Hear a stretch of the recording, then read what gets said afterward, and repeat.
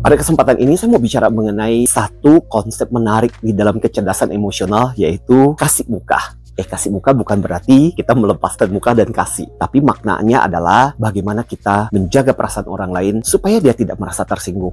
Kalau dalam bahasa Inggrisnya saving face. Dalam kehidupan sehari-hari, kita banyak bertemu dengan situasi di mana orang mungkin dipermalukan, tapi bagaimana caranya kita memberi muka kepada dia supaya jangan sampai dia merasa malu dengan sikap kebiasaan yang dia lakukan, mungkin karena dia tidak tahu sebenarnya apa yang terjadi.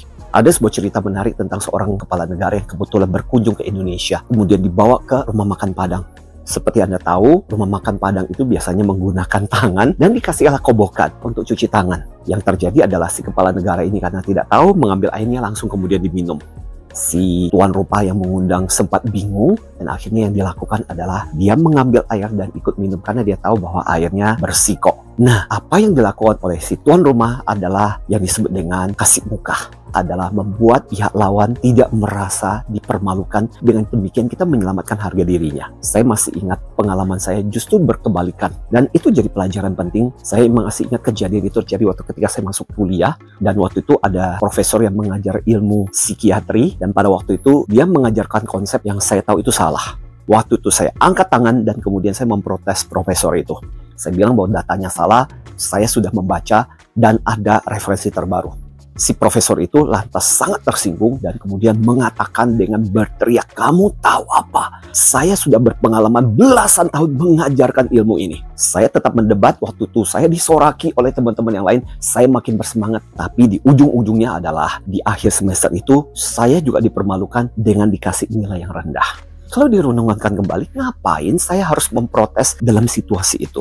Itu adalah forumnya beliau, di mana dia butuh untuk dihormati, dihargai, dan dia ingin menjaga harga dirinya. Kalaupun saya ingin memberikan masukan, saya bisa berbicara dengan dia di ruangannya secara personal dan memberi masukan. Itu situasi yang mungkin jauh lebih baik daripada saya mempermalukan dia dengan mengatakan bahwa beliau salah di depan begitu banyak mahasiswa yang lain. So, mari kita belajar cerdas emosi dengan cara kasih muka. Seorang tua harus kasih muka sama anak, jangan mempermalukan anaknya sendiri, supaya anaknya tetap punya harga diri di depan teman-temannya.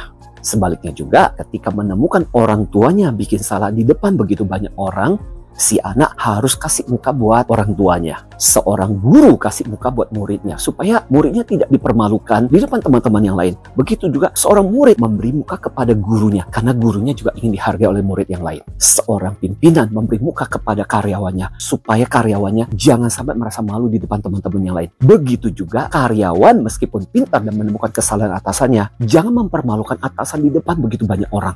Atasan tetap butuh untuk dihargai. Intinya adalah kita belajar untuk berempati. So, bagaimana caranya supaya kita bisa belajar untuk kasih muka? Hal yang pertama adalah mencoba membayangkan kita berada dalam situasi orang tersebut. Gimana malunya kalau kesalahannya, kalau kekeliruannya itu kemudian ditunjukkan kepada begitu banyak orang. Kalau Anda sendiri tidak ingin, maka jangan mempermalukan orang itu juga. Yang kedua adalah kalau niat kita baik ingin memperbaiki kekeliruannya, jangan dilakukan di dalam forum yang begitu banyak orang, karena biasanya ego orang itu lagi tinggi-tingginya. Dia tetap butuh untuk menunjukkan egonya.